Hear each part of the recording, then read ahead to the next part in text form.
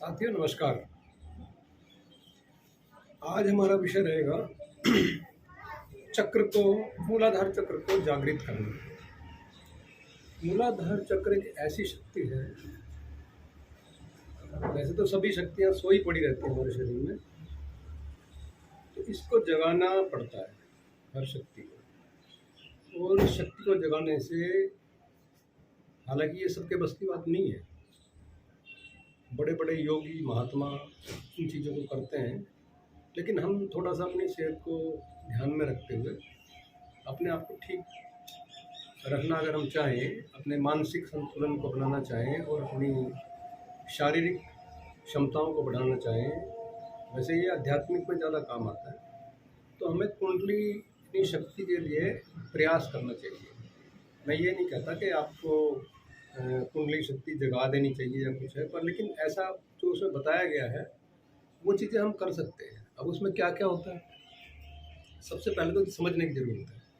हमारे शरीर में वैसे तो 114 चक्र बताते हैं, लेकिन मेन जो चक्र हैं वो 7 होते हैं।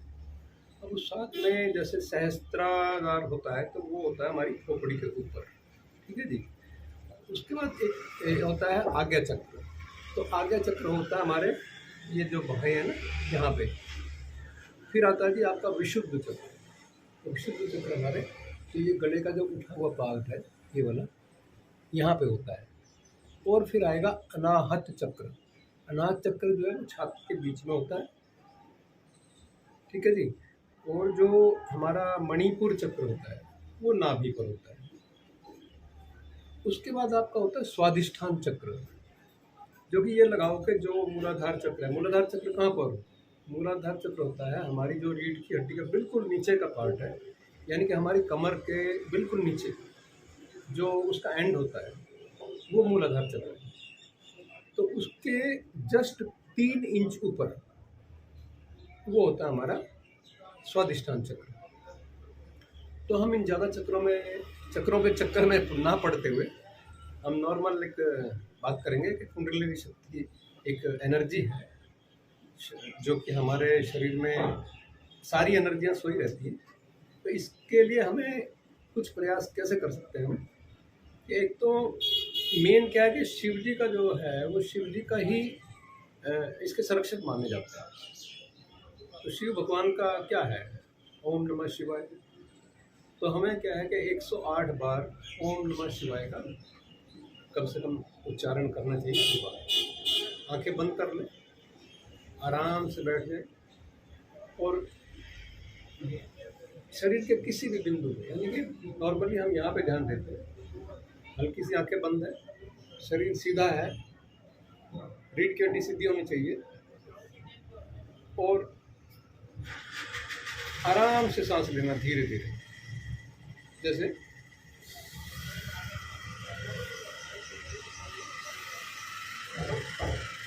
जोर बिल्कुल नहीं लगा, बिल्कुल शांति से सांस लेना। और सांस लेते हुए उसके बाद आपको मंत्र उच्चारण करने, ओम नमः शिवाय, ओम नमः शिवाय। आप इसको मन में भी कर सकते हैं, बोल के भी कर सकते हैं, वो जैसी आपकी इच्छा। उसके बाद होता है आपका जो कुंडलिनी शक्ति है, इसको हम कई तरीके से कर सकते हैं। पहले ये मान लो कि हम जो प्राणायाम करते हैं, तो प्राणायाम भी इसका पार्ट है। योगा करते हैं, योगा भी इसी का पार्ट है।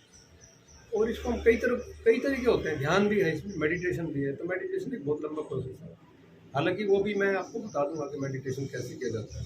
इसको भी हम कई तरीके से कर सकते हैं। तो मेडिटेशन सांसों के द्वारा भी होता है। और आजकल तो काफ़ी जगहों पर ये मेडिटेशन के लिए सेंटर्स खुले हुए हैं जो कि फ्री है। हमारे इंडिया में बहुत सारे ऐसे हैं जो फ्री हैं, इंडिया से बाहर भी हैं, जैसे सऊदी अरब में है और बहुत सारे कंट्रीज में है। और इंडिया में कुछ ज़्यादा है क्योंकि ये बहुत प्राचीन विद्या है। तो इसको आप अगर जब इसका मंत्र, एक और मंत्र होता है, इसको ऐसे उच्चारण करते हैं, सांस लेंगे, लम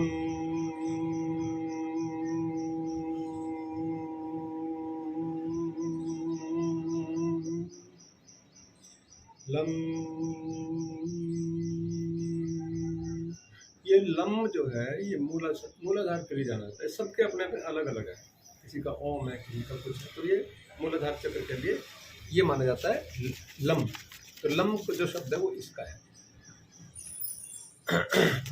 अब आ जाता है जी कि शरीर के हम इस मूलाधार चक्र को हम शरीर के किसी भी हिस्से में जगा सकते हैं। लेकिन नॉर्मली क्या होता है कि हम शरीर के किसी भी हिस्से में ना जाके वही नीचे से ऊपर की तरफ उठाते हैं। तो क्या होता है कि रीढ़ की हड्डी के थ्रू में, मैंने आपको पिछले वीडियो में बताया था कि एक सुषुम्ना नाड़ी होती है। तो सुषुम्ना नाड़ी का सांस यहाँ से चलने सेंटर में आ जाता है आपकी रीढ़ की हड्डी के, तो वहीं से इसका उद्गम होता है और ये ऊपर की तरफ उठता है। और हाँ, अगर बाई चांस किसी की कुंडली जागृत हो जाती है, हालांकि होती नहीं है हमारे जैसे लोगों के लिए, इनको तो बहुत बड़े योगी और महात्माओं से सीखना पड़ता है। लेकिन अगर किसी की जागृत हो जाए, जो अपने आप को ब्रह्मचर्य का पालन करते हुए और सभी चीज़ों को, उसमें बहुत कुछ देखना पड़ता है, खान पान, नींद आपकी, रहना सहना सब। तो अगर बाई चांस हो जाए तो क्या होगा, ये माँ काली जो होती है ना, उसकी तरह से एक विकराल रूप ले लेगा। आप संभाल नहीं पाओगे इस शक्ति को। तो बस अब हम ये थोड़ा सा ये बता देते हैं कि एक तो ध्यान हो गया। ध्यान में आप क्या करेंगे, सीधे बैठ जाएंगे, आंखें बंद करेंगे, धीरे धीरे से सांस लेंगे।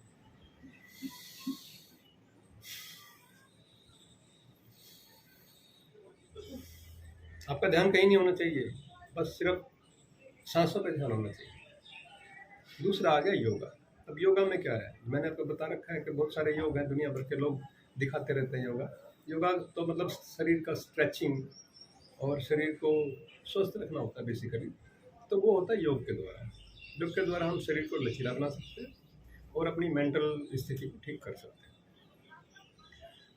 उसके बाद आपकी आती है मेडिटेशन हो गया, और हाँ, ध्यान केंद्रित करना। तो ध्यान केंद्रित कैसे करेंगे, ध्यान केंद्रित करने के लिए आप कोई भी चीज़ ले लें।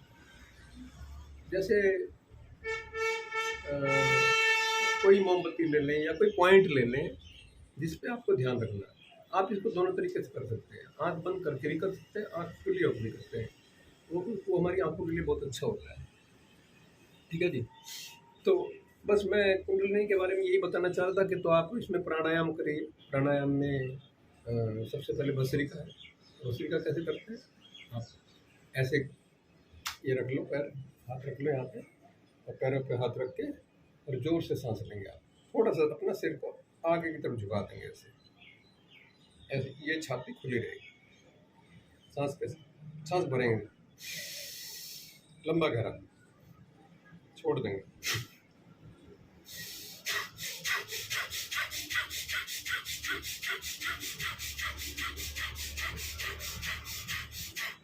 ये हो गया आपका भस्त्रिका प्राणायाम। दूसरा प्राणायाम है कपालभाति प्राणायाम। इसमें आपको कुछ नहीं करना, नाक से सांस बाहर फेंकना है, बस अंदर नहीं लेना।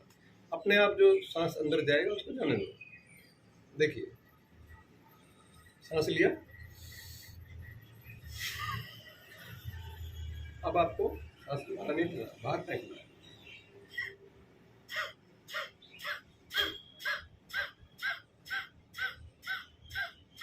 पेट चलना चाहिए, पेट अंदर की तरफ जाना चाहिए, और ऐसा लगे कि आप पेट को अपनी रीढ़ की हड्डी से मार रहे हो।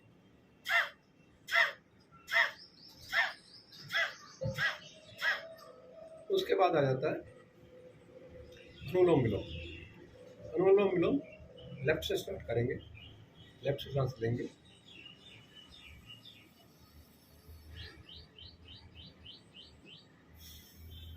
बहुत से लोग इसमें आवाज़ करते हैं। आवाज़ करने की जरूरत नहीं, बिल्कुल शांति से, और जैसे नॉर्मल हम सांस लेते हैं, कुछ नहीं करना, बस एक ये ऐसे इसको दबा के रखना है और नॉर्मल सांस लेना जैसे हम नॉर्मल लेते हैं। इसमें कोई जोर नहीं लगाना। देखिए,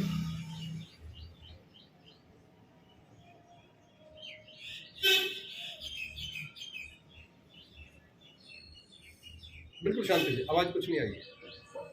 तो ये आपको ये करना। उसके बाद आप करेंगे बाह्य प्राणायाम। बाह्य प्राणायाम क्या है कि उसको आप सांस खींचेंगे जोर से। पहले भी मैंने एक बार बताया था, लेकिन मैं बहुत कम बता पाया, पूरा नहीं बता पाया। हम सांस लेंगे, छोड़ देंगे, पेट अंदर ले जाएंगे, पर पेट अंदर होते हुए भी पेट को हम चलाएंगे, पेट को चलाएंगे। तो ये हो गया हमारा। यदि इसको करने के बाद में जो हम कपालभाति करते हैं उसका वो उसको संतुलित कर देता है। फिर आपके आगे हैं बहुत सारे प्राणायाम फिर और भी, बट ये 3-4 आप कर लो, ये सफिशेंट है। ये रही आपकी सभी विद्याएं आ गई इसमें, सांसों की आ गई, आपका ध्यान भी आ गया, और आपकी मेडिटेशन भी आ गई, और ये जो सब योगा प्राणायाम भी आ गया। तो ये आप करिए और अपने शरीर को खुशहाल बनाइए और मेरे साथ बने रहिए।